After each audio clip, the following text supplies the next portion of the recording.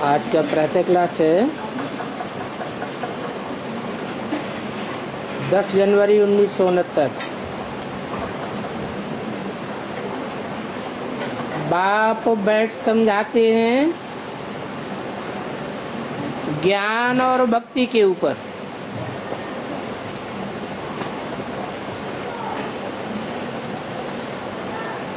समझाने वाला निराकार आत्माओं का निराकार बाप है, और कोई तन में बैठ समझाते हैं ज्ञान और भक्ति के ऊपर समझाते हैं। ये तो बच्चे समझ गए हैं, भक्ति से दुर्गति होती है, और सतयुग में भक्ति होती नहीं है। सतयुग में तो ज्ञान भी नहीं होता है।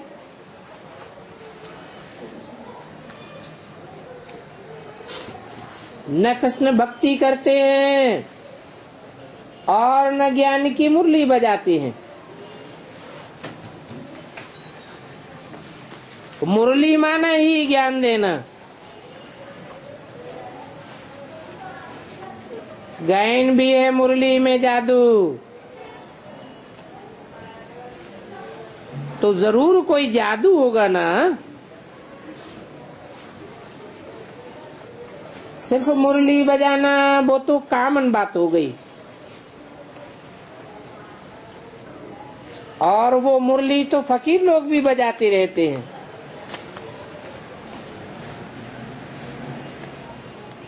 उनकी मुरली में ज्ञान का जादू नहीं होता।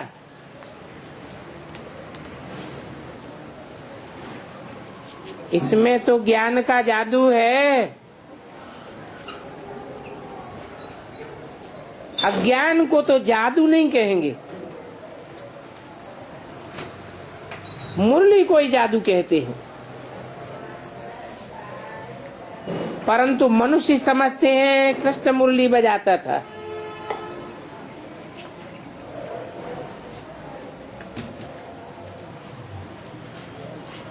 उन कृष्ण की बहुत महिमा गाते हैं,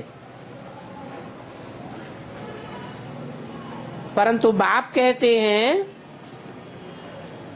कि कृष्ण तो 16 कला संपूर्ण देवता था।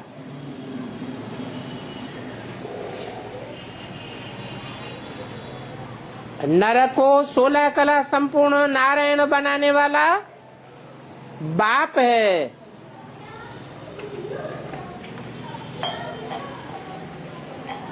बाप को देवता नहीं कहा जाता, वो तो मनुष्य को देवता बनाने वाला है।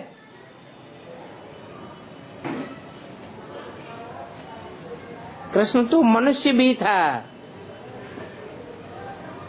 क्योंकि मनुष्य से देवता बना,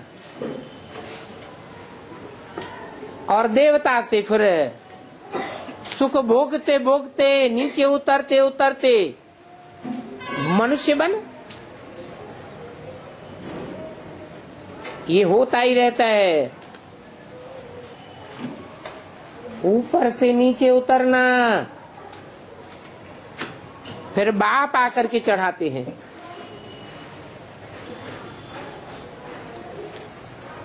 सृष्टि भी नीचे गिरती है, दैवी सृष्टि होती है, फिर मनुष्य सृष्टि होती है, फिर राक्षसी सृष्टि हो जाती है।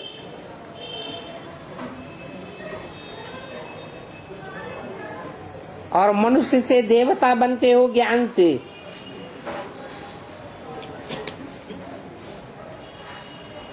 ज्ञान सिर्फ एक बाप से आता है,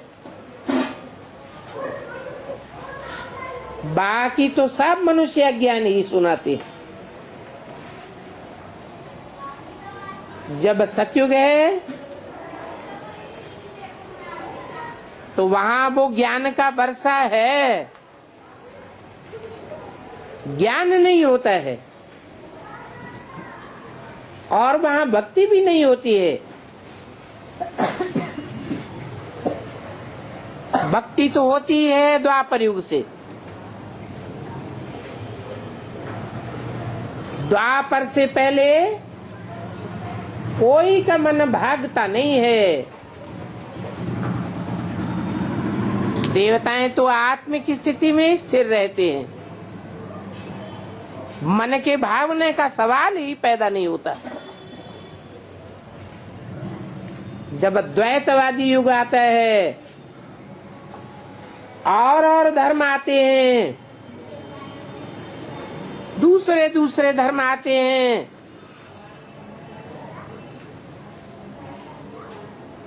तब बुद्धि पलटा खाती है। जबकि देवताएं भी मनुष्य बन जाते हैं और मनुष्य को हमेशा विकारी कहा जाता है। मनुष्य निर्विकारी होगा तो उसे देवता कहेंगे।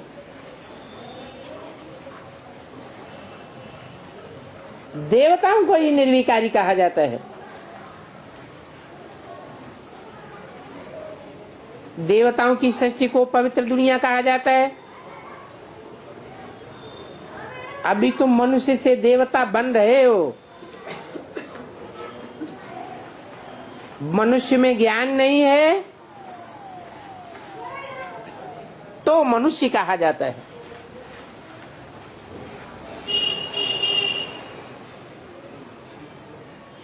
ज्ञान अधूरा है, परिपक्व स्टेज में ज्ञान नहीं आया है।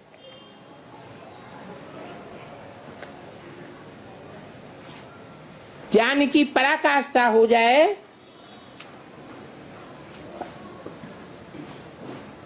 तो मननात् मनुष्य है। जो मनन चिंतन करने से मनुष्य कहा जाता है, वो मनन चिंतन करने की भी दरकार नहीं रहती है।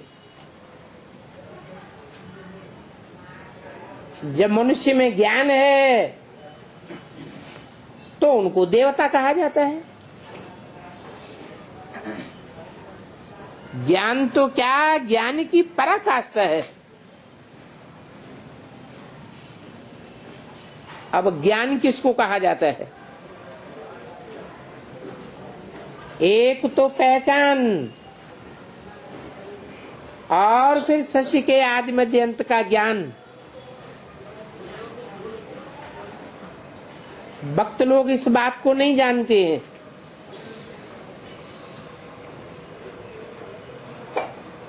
तुम, हम और ये दादा भी कहते हैं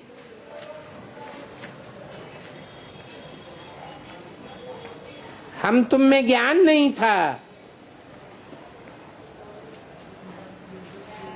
ज्ञान से तो सद्गति होती है।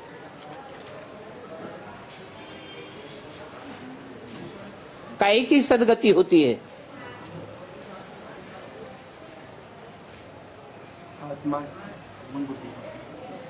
शरीर की तो सद्गति नहीं कहेंगे। पहले शरीर तो जड़ है, ज्ञान तो चैतन्य मनुष्यों के समझने का काम। तो ज्ञान से सद्गति होती है बुद्धि की। मन बुद्धि को ही आत्मा कहा जाता है। मन बुद्धि में जो भी संकल्प चलेंगे वो ज्ञान युक्त संकल्प चलेंगे। अज्ञानियों माफिक संकल्प नहीं चलेंगे।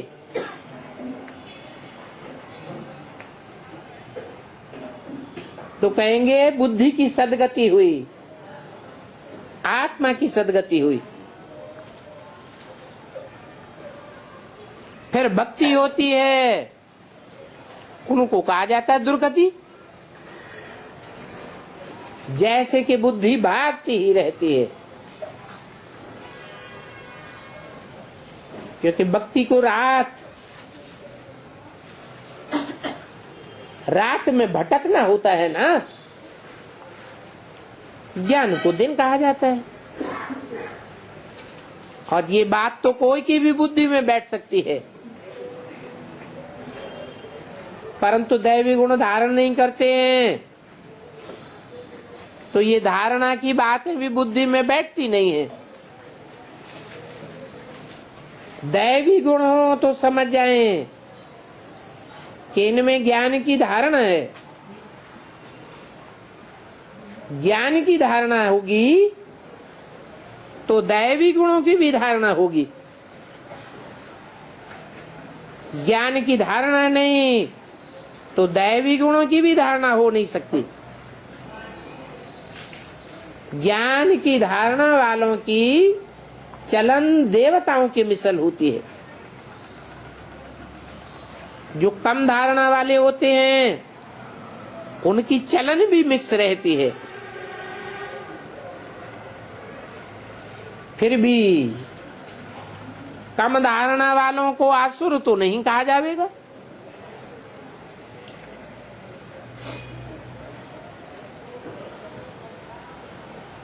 कहेंगे ये बच्चे दैवी गुणों वाले हैं, धारणा नहीं है तो गोया हमारे बच्चे नहीं हैं। बच्चे बाप को नहीं जानते हैं तो बाप भी बच्चों को नहीं मानते हैं।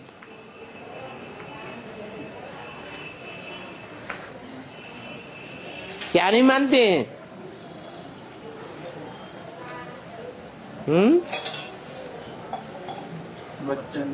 बच्चा नहीं मानते हैं अपना।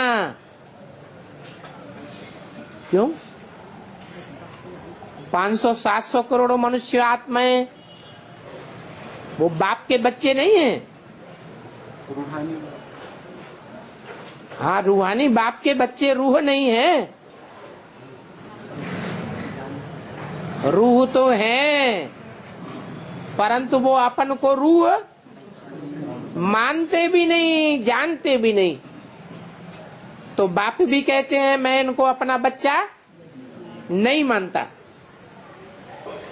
कितनी कच्ची कच्ची गालियां देते हैं। मनुष्य है तो भगवान को गाली देते हैं। फिर वो ब्राह्मण कुल में आते हैं तो गाली देना बंद हो जाता है, क्योंकि ब्राह्मण है ही ब्रह्मा के बच्चे।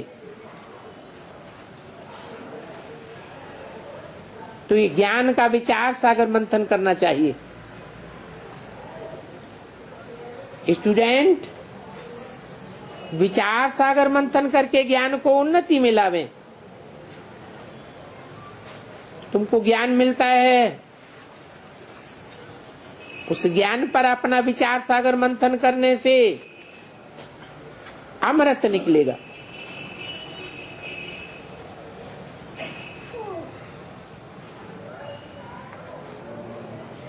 खाया हुआ जुगाली करती है गाय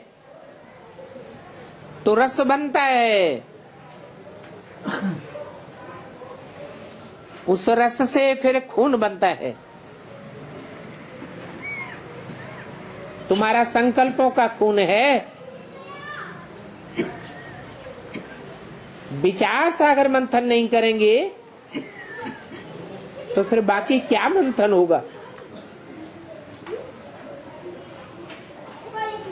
जड़ सागर की बात नहीं है, ज्ञान सागर की बातों का मंथन करना है। आसुरी विचार उनसे तो किचड़ा ही निकलेगा। अभी तुम ईश्वरीय स्टूडेंट हो,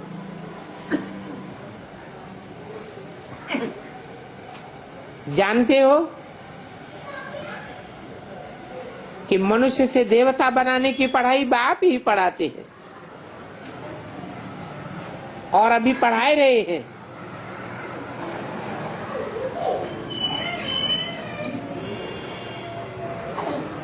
ये पढ़ाई कोई देवता नहीं पढ़ाते हैं।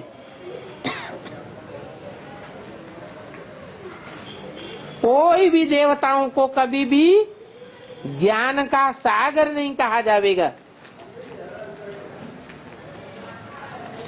क्यों?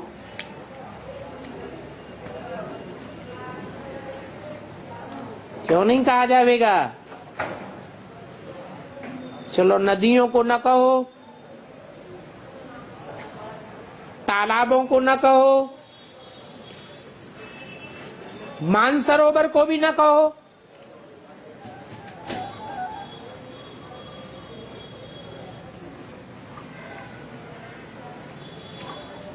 देवताओं को क्यों नहीं कहा जाएगा?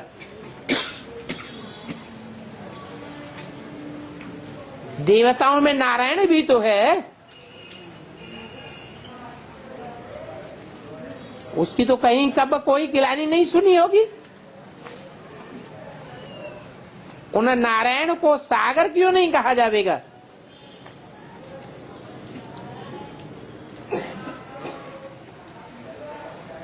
क्योंकि नारायण की तो लिमिट है कितनी? 16 कला संपूर्ण। और सागर की तो गहराई कब किसी ने नाप ही नहीं पाई। सागर तो अनलिमिटेड गहरा है।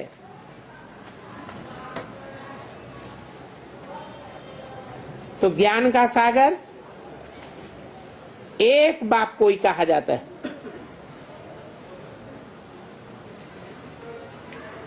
दैवी गुण भी ज्ञान से ही आते हैं। ये ज्ञान अभी तुम बच्चों को मिलता है, सतयुग में तो मिलता ही नहीं है। इन देवताओं में दैवी गुण है, महिमा भी गाते हैं, सर्वगुण संपन्न 16 कला संपूर्ण। तो अभी तुमको ऐसा देवता बनना है,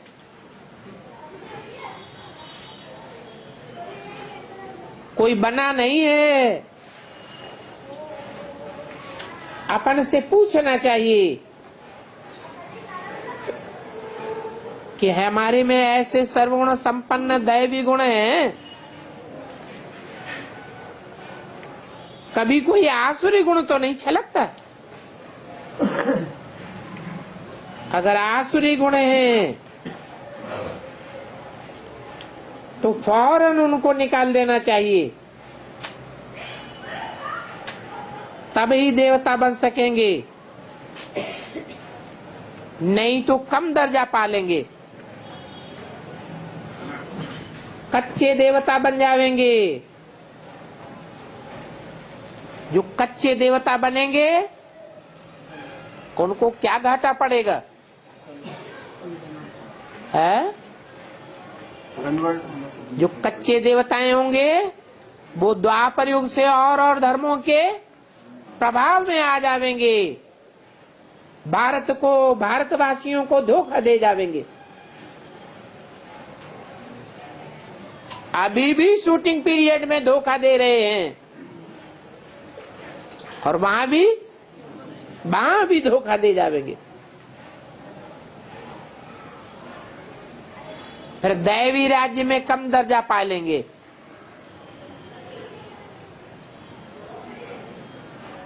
अभी तुम दैवी गुण धारण करते हो तो बहुत अच्छी अच्छी बातें सुनाते हो।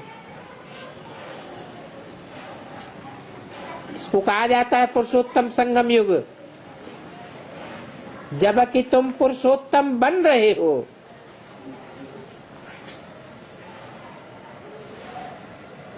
पुरुषों में उत्तम बनेंगे, जरूर पद उत्तम होगा।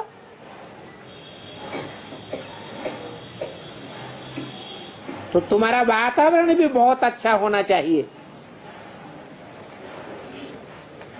तुम्हारी बात से, तुम्हारी चलन से, तुम्हारी कर्मेंद्रियों से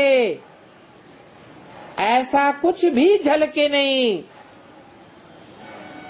जो वातावरण में गंदगी फैल जाए, वातावरण अशुद्ध हो जाए, वातावरण में क्रोध के कंपन फैल जाएं। कभी भी छी बातें नहीं निकले, नहीं तो कहा जाएगा कि ये कम दर्जा पाने वाले हैं, क्योंकि वातावरण से झट पता लग जाता है।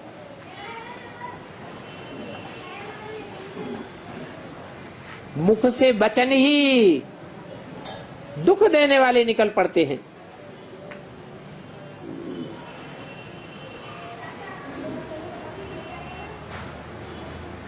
बच्चों को तो बाप का नाम बाला करना है, तो सदैव मुखड़ा हर्षित रहना चाहिए। नहीं तो जिनका मुखड़ा हर्षित नहीं रहता है, लटका हुआ रहता है, उनको बाप का बच्चा नहीं कहा जाएगा।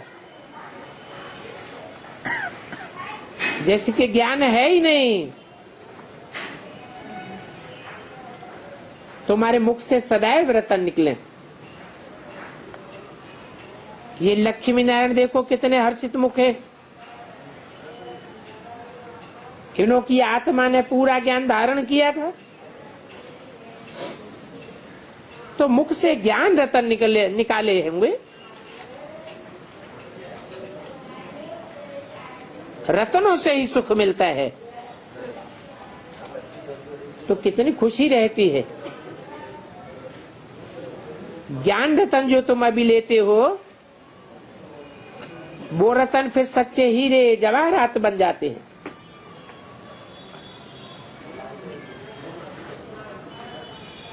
अर्थात ये ज्ञान रतन ही तुम्हारे सच्चे मोती हीरे बन जाएंगे। ये माला कोई हीरे जवाहरातों की नहीं है, इन रत्नों की ही माला है। मनुष्य लोग वो रतन समझ लेते हैं, फिर अंगों में पहन लेते हैं, परंतु इन ज्ञान रत्नों की माला इस पुरुषोत्तम संगम युगति ही पड़ती है। और ये रतन तुमको 21 जन्म के लिए माला माल बनाए देते हैं। ये ऐसे रतन तुमको मिलते हैं जो तुमसे कोई लूट नहीं सकता है। 10 जनवरी 69 की वाणी का दूसरा पेज। यहां तुम वो हीरे जवाहरात नहीं पहनते हो,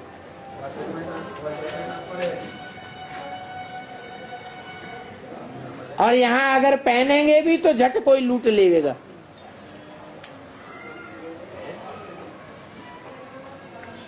तो अपन को बहुत समझदार बनाना है। बेसमझ हैं तो फिर पहनते रहते हैं। आसुरी गुणों को निकालना है। आसुरी गुण धारण करने वालों की शिकल ही ऐसी हो जाती है।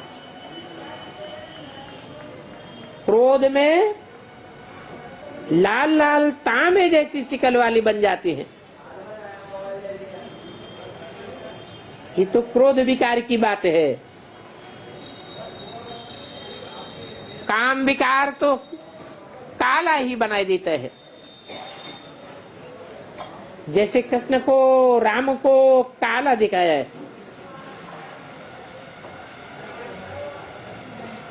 विकारों के कारण ही गोरे से सांवरा बन गया।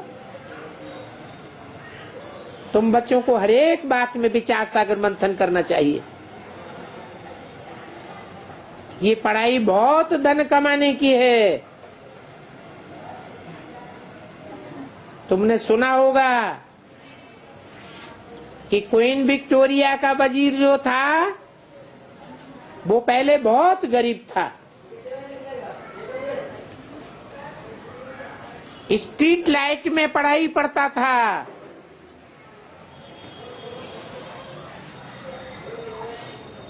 घर में दीवा जगा कर पढ़ता था, परंतु उसकी पढ़ाई तो कोई रतन नहीं देने वाली थी।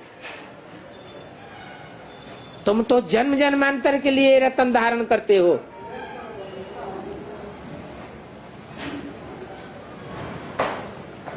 तुम तो नॉलेज पढ़ करके जन्म जन्मांतर के लिए पूरी पोजीशन पा लेते हो। तो बताओ, पढ़ाई काम आती है या पैसा काम आता है? ये पढ़ाई ही धन है, परंतु वो होता है हद का धन। क्या? हद की दुनिया की पढ़ाई। क्योंकि हद के बाप पढ़ाते हैं, हद के टीचर पढ़ाते हैं, और ये तो बेहद का बाप पढ़ाता है, बेहद का टीचर पढ़ाता है। तो ये बेहद का धन है तो दोनों ही पढ़ाई। अभी तुम समझते हो कि बाप हमको ये बेहद की पढ़ाई पढ़ा करके विश्व का मालिक बना देते हैं। वो अल्पकाल क्षण भंगुर की पढ़ाई है, क्योंकि एक जन्म की प्राप्ति भी नहीं पूरी कराती। दूसरे जन्म में फिर नए सिरे से पढ़ना पड़ता है। और यहां तो एक जन्म बाप पढ़ाई पढ़ाते हैं और जन्म जन्मांतर काम आती है। वहां नई दुनिया में तो धन के लिए पढ़ाई पढ़ने की दरकार ही नहीं। वहां तो अभी के पुरुषार्थ से अतिचार धन मिलेगा। वो तुम्हारा धन अविनाशी बन जाता है। उन देवताओं के पास तो बहुत धन था। फिर देखो, कोई कमाई करते थे क्या? फिर जब वाम मार्ग में जाते हैं, अर्थात रावण राज्य में आए हैं, तो भी शुरू में देखो कितना धन था। जब मंदिरों में ही इतना धन लगाते थे, तो न राजाओं के पास कितना धन होगा। कितने ढेर के ढेर मंदिर बनाए हुए हैं। फिर बाद में मुसलमानों ने आकर के कलयुग में लूटा। कितने धनवान थे। तो आजकल की पढ़ाई से कोई इतना धनवान नहीं बन सकता है। जो युगों युगों तक धन काम में आवे। अभी तुम तो समझते हो कि हम कितने ही ऊंचे पढ़ाई पढ़ते हैं, जिससे हम यह लक्ष्मी नारायण जैसे बनते हैं। कृष्ण तो न ज्ञान को जानता है, न भक्ति को जानता है।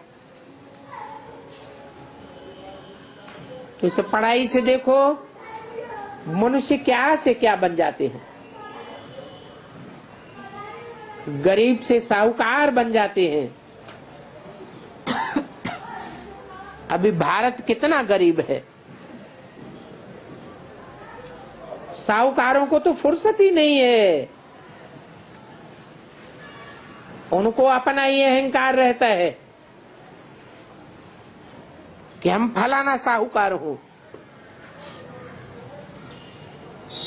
परंतु इस ज्ञान में तो अहंकार आदि मिट जाना चाहिए। समझना चाहिए हम आत्मा हैं। आत्मा के पास तो धन दौलत हीरे जवाहरात कुछ भी नहीं है। बाप कहते हैं कि देह सहित सभी संबंध छोड़ दो। आत्मा शरीर छोड़ती है तो कोई कितना भी साहूकार हो, सारी साहूकारी खत्म हो जाती है। कि आत्मा साहूकारी ले जाती है? नहीं ले जाती है। फिर जब नए सिरे से पढ़ते हैं, धन कमाते हैं, फिर धनवान बने, या तो फिर दान पुण्य अच्छा किया होगा तो साहूकार के घर में जन्म लेंगे। तो कहते हैं ना, ये 5 जन्मों का फल है। 5 जन्मों में इन्होंने ऐसे कर्म किए हैं, नॉलेज का दान दिया है, अथवा कॉलेज, धर्मशाला आदि बनाई है, तो उसका इनको फल मिल जाता है। परंतु अल्पकाल के लिए फल मिलता है, एक जन्म के लिए मिलता है, सदा काल के लिए तो नहीं मिलता। ये दान पुण्य भी यहाँ किया जाता है। वहां सत्युग में तो ये भी नहीं करते, फिर भी सत्युग में अच्छा ही कर्म होता है। क्या होता है अच्छे से अच्छा कर्म वहां? आत्म की स्थिति में सदैव रहते हैं, उससे प्रकृति का वातावरण भी सुधरा हुआ रहता है। प्रकृति सारी की सारी सतो प्रधान बनकर रहती है। तो जरूर अभी का वर्षा वहां मिला हुआ है, वहां तुम्हारी कर्मेंद्रियों से कोई भी विकर्म नहीं बनेगा, क्योंकि वहां रावण ही नहीं है, वहां देवभान ही नहीं है। देवभान से ही सारे पाप बनते हैं, देवभान से ही विकार आते हैं।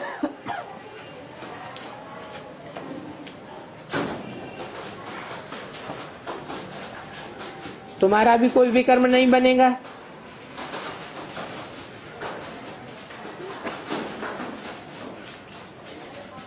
गरीबों का भी नहीं बनेगा। यहां तो साहूकारों के भी विकर्म बनते हैं, तब तो बीमारी आदि में दुखी होते हैं, और विकारों में जाने से तो विकारी कर्म ही बनते रहते हैं। विकारी भी कर्म करते हैं तो वो विकर्म बन जाता है। और वहां नई दुनिया में तो तुम विकार में जाते ही नहीं हो। कोई भी कर्मेंद्रियों से अथवा वाचा से विपरीत कर्म करते ही नहीं हो, तो विकर्म बनेगा कैसे? तो सारा मदार कर्मों पर है। ये विकार माया रावण का अवगुण है, जो मनुष्य विकारी बन जाते हैं और फिर अपने को वैसा समझते भी नहीं, समझते हैं कि दुनिया ही ऐसे चलती है। बाप तो आकर पढ़ाते हैं निर्विकारी बनाने के लिए, बाप तुमको भी निर्विकारी बनाते हैं और दुनिया भी निर्विकारी बन जाती है। माया फिर विकारी बना देती है और दुनिया भी विकारी कर्म करने वाली बन जाती है। तो अभी रामवंशी और रावण वंशियों की युद्ध चलती है। तुम बाप के बच्चे बने हो और वो रावण के बच्चे हैं।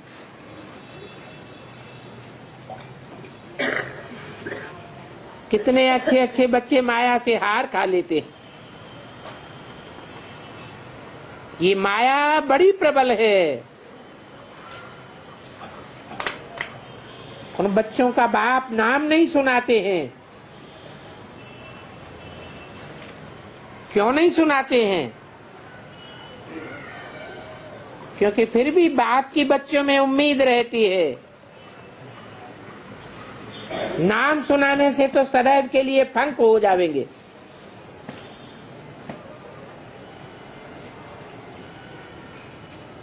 अधम ते अधम का भी उद्धार करना होता है,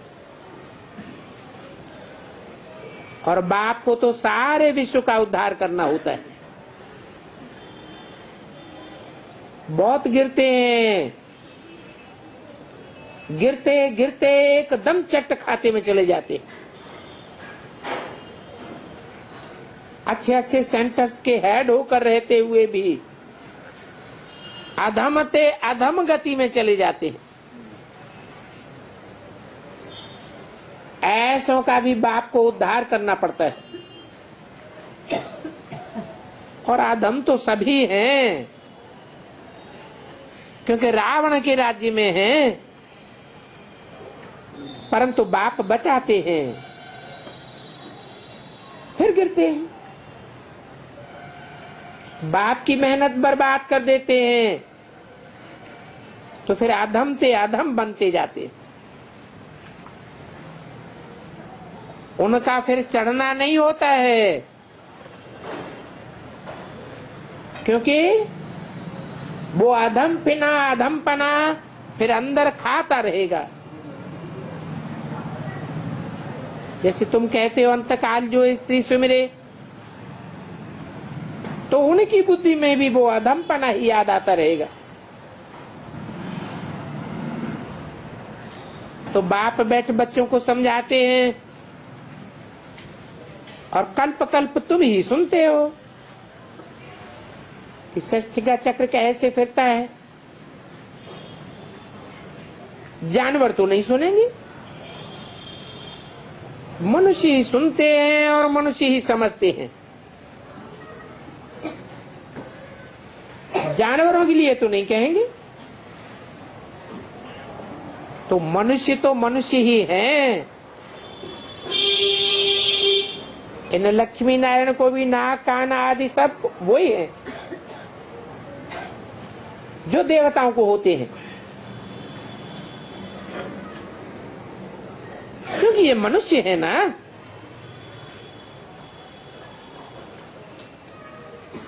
परंतु देवताओं को दैवी गुण है, इसलिए उनको देवता कहा जाता है। तो ये ऐसे सुधरे हुए देवता कैसे बनते हैं और फिर कैसे गिरते हैं, ये चक्र तुमको मालूम पड़ गया। जो विचार सागर मंथन करते रहेंगे उनको इन बातों की धारणा होती रहेगी। विचार सागर मंथन नहीं करते हैं, अपने ही धंधे धोरी में बुद्धि अड़ी रहती है, तो बुद्धू बन जाते हैं।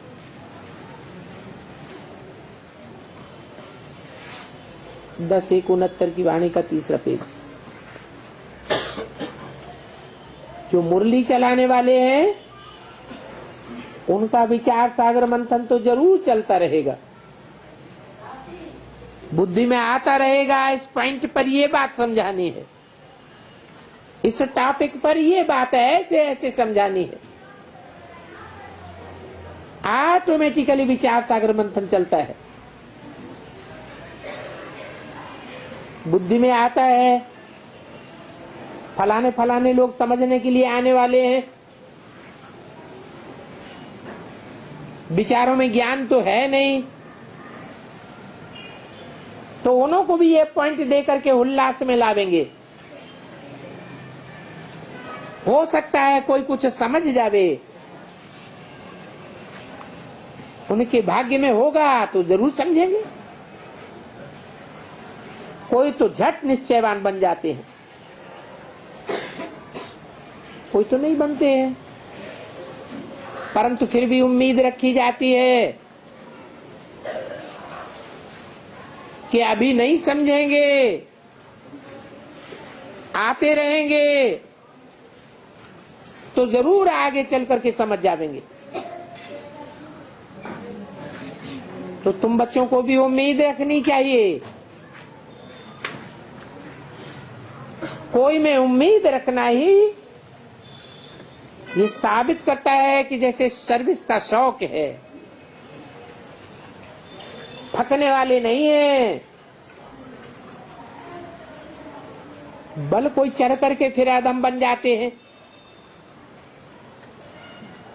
फिर भी आते हैं तो जरूर उनको विजिट रूम में बिठा देंगे। ये थोड़े ही कहेंगे कि तुम चले जाओ।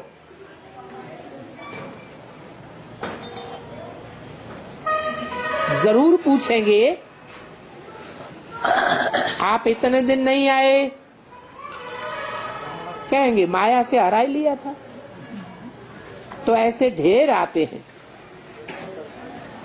समझते हैं ज्ञान बहुत अच्छा था, परंतु हमने माया से हरा ही लिया। क्योंकि बुद्धि में हार खाने की स्मृति तो रहती है ना। भक्ति में तो हारने और जीत पाने की बात ही नहीं होती है। तो बच्चों को ये नॉलेज धारण करनी है। इनका नाम कुछ रख नहीं सकते हैं, परंतु धर्म की बातें हैं, धारणा की बातें हैं।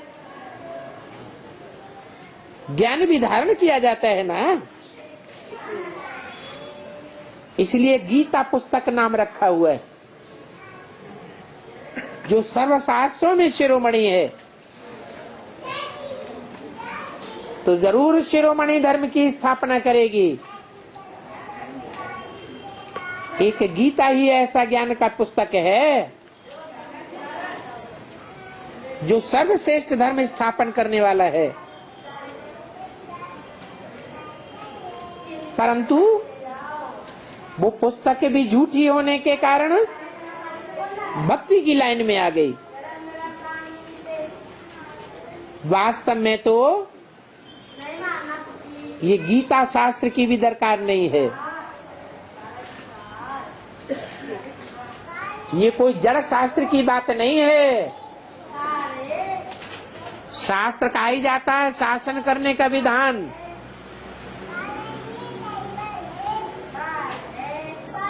और विधान रचने वाला कौन है?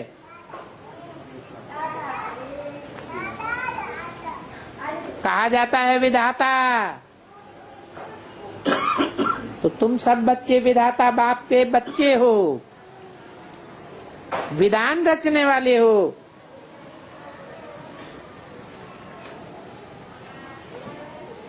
तो यहाँ झूठी गीता का काम नहीं है। हाँ, कोई है ऐसे होते हैं जो संस्कृत में गीता के कंठ याद कर लेते हैं। तो जो भक्त लोग होते हैं उनके मुख से सुन करके खुश हो जाते हैं। खुश होते हैं तो कुछ पैसे आदि भी दे देते हैं। जानते हैं कि गीता है नंबर 1 शास्त्र, और गीता भक्ति मार्ग में भी ब्राह्मण लोग ही पढ़ते हैं।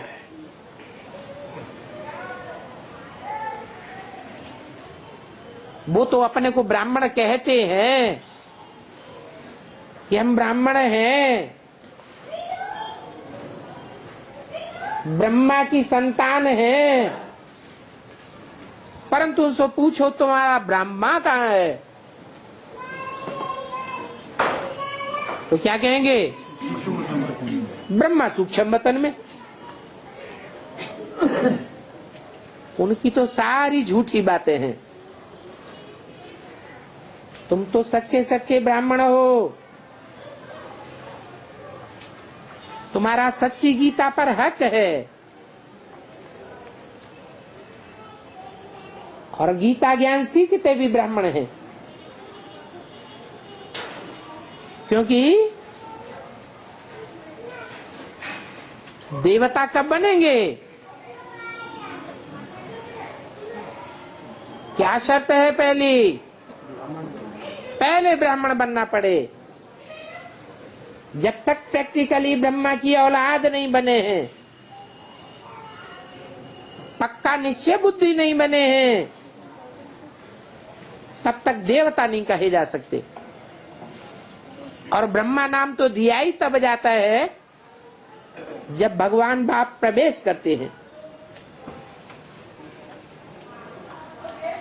क्रिश्चियंस में, पारसियों में, मुसलमान आदि में ब्राह्मण थोड़े ही होते हैं। ये तो ब्राह्मण ब्रह्मा के बच्चे ही पढ़ते हैं। इन सभी बातों को तुम बच्चे अभी समझते हो। तुम जानते हो कि हमें अलफ को याद करना है। अलफ को याद करने से बेबादशाही मिल जाएगी।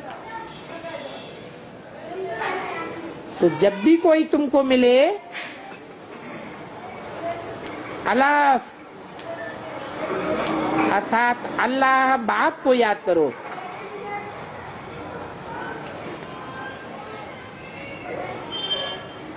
क्योंकि अलफ को ही ऊंचते ऊंच कहा जाता है। ऊंचते ऊंच और नीचते नीचे, ये कौन सी दुनिया के लिए कहा जाता है? ऊंचते ऊंचे, नीचते नीचे निराकारी दुनिया में होते हैं क्या? साकार दुनिया की ही बात है। तो जरूर अलफ अल्लाह साकार दुनिया में हुआ है। भक्ति मार्ग में लोग उंगली से ऊपर की ओर इशारा करते हैं।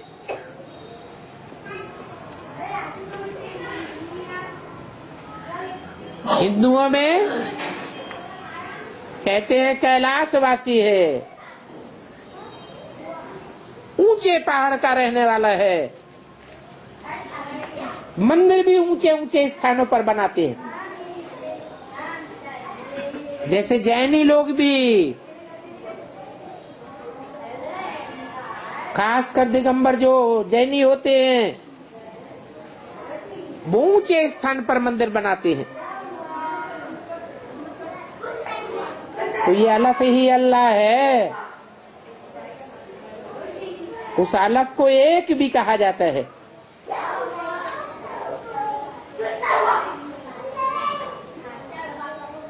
हिंदी में और अंग्रेजी में एक लिख दो तो उर्दू में क्या बन जाएगा? अलफ बन जाता है। तो एक ही भगवान है। कहते हैं गॉड इज वन। बाकी तो जरूर सब बच्चे ठहरे। और बाप तो सदैव अलफ रहते हैं।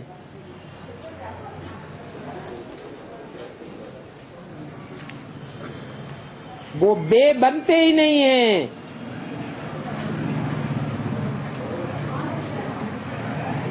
तो जो बे होता है वो ऐसे से आके फिर ऐसे मुड़ता है।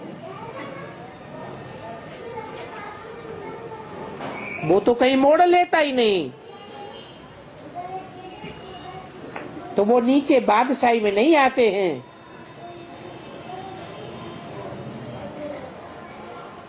वो ज्ञान भी देते हैं और अपना बच्चा भी बनाते हैं। तो तुम बच्चों को कितनी खुशी होनी चाहिए कि ऐसा बाबा हमारी कितनी सेवा करते हैं, हमको विश्व का मालिक बनाते हैं। फिर देखो खुद उस पवित्र नई दुनिया में नहीं आते हैं और पावन दुनिया में उनको कोई बुलाते भी नहीं है। पतित ही उनको बुलाते हैं और पतित दुनिया में बुलाते हैं, पतित तन में आते हैं। अब बताओ मैं पावन दुनिया में आकर क्या करूंगा? तो इनका नाम ही है पतित पावन। तो पुरानी दुनिया को, पतित दुनिया को पावन दुनिया, नई दुनिया बनाना उनकी ड्यूटी हो जाती है। बाप का नाम ही है शिव, और तुम बच्चों को शालिग्राम कहा जाता है। क्यों कहा जाता है? शाली चावल को कहते हैं। चावल कैसे बनता है? छिलका उतरता है तो चावल बन जाता है। तो शिव बाप है छिलका उतारने वाला,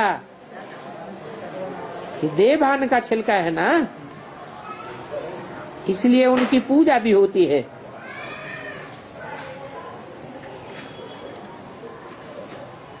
परंतु पूजा करने वालों को कुछ भी पता नहीं है। बस पूजा करने वालों की एक रस्म रिवाज चली आती है, तो मंदिर में जाकर के शिवलिंग की पूजा करते रहते हैं। समझते हैं पूजा होनी चाहिए, और देवियों के तो बहुत फर्स्ट क्लास हीरे मोतियों के महल बनाते हैं। कितनी धूमधाम से पूजा करते हैं।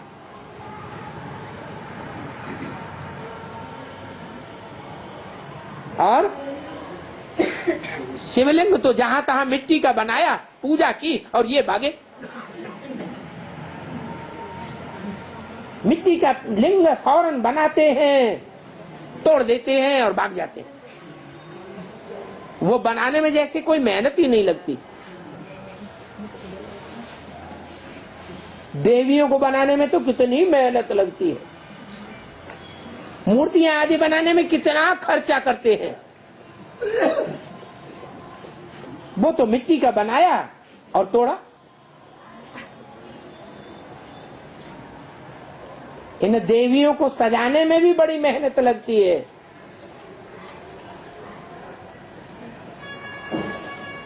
और लिंग बनाने में कोई मेहनत नहीं। तो देखो, शिव के बनाने में और पूजा करने में, दोनों में कोई मेहनत नहीं। जैसे कि मुफ्त में सबको मिल जाता है। इतना सस्ता माल है।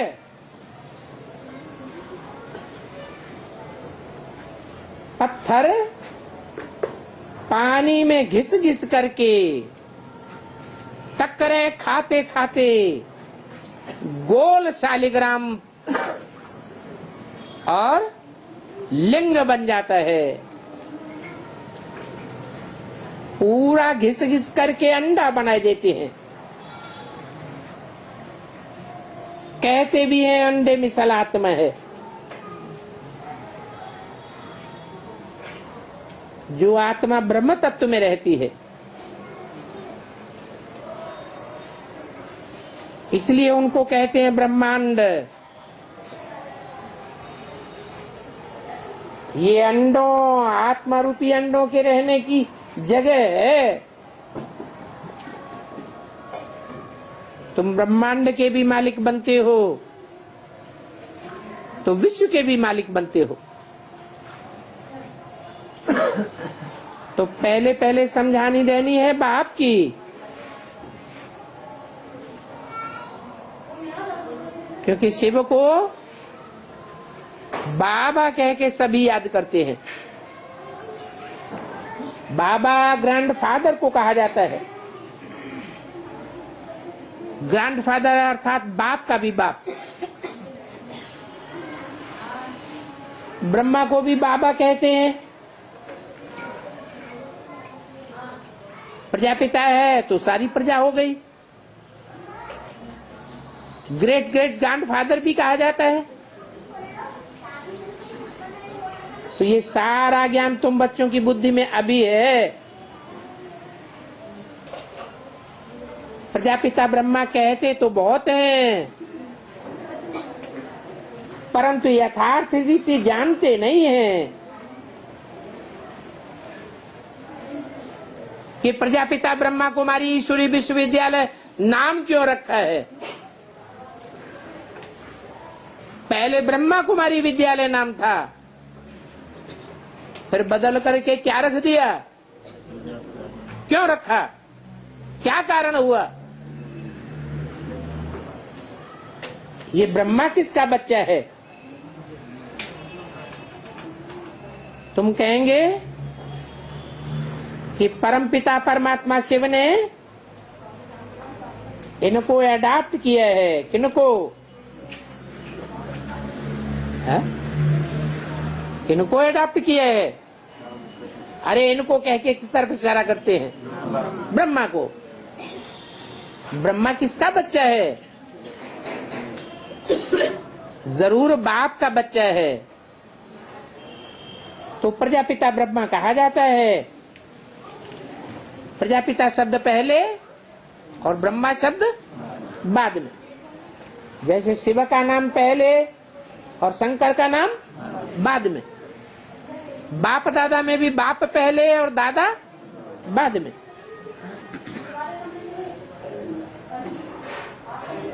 तो ये ब्रह्मा भी शरीरधारी है ना। ईश्वर की औलाद तो सभी आत्मा है। फिर शरीर मिलता है तो प्रजापिता ब्रह्मा एडॉप्शन कहते हैं। वो एडॉप्शन नहीं है,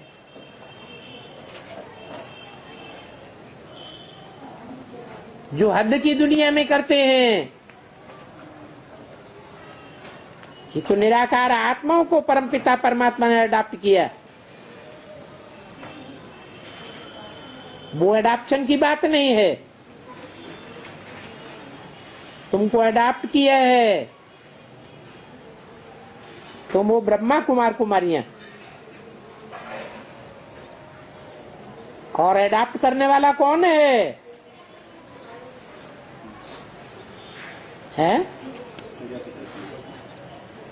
अडॉप्ट शिव बाबा नहीं करते हैं। क्यों?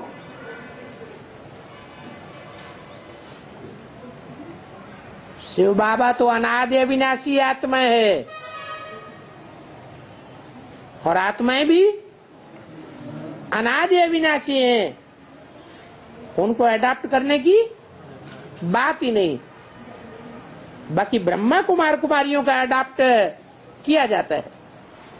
उनको अनादि अविनाशी नहीं कहेंगे। सभी आत्माओं को अपना अपना पार्ट, अपना अपना शरीर मिला हुआ है, जो पार्ट बजाना ही होता है। और ये काम अनादि परंपरा से चला आता है।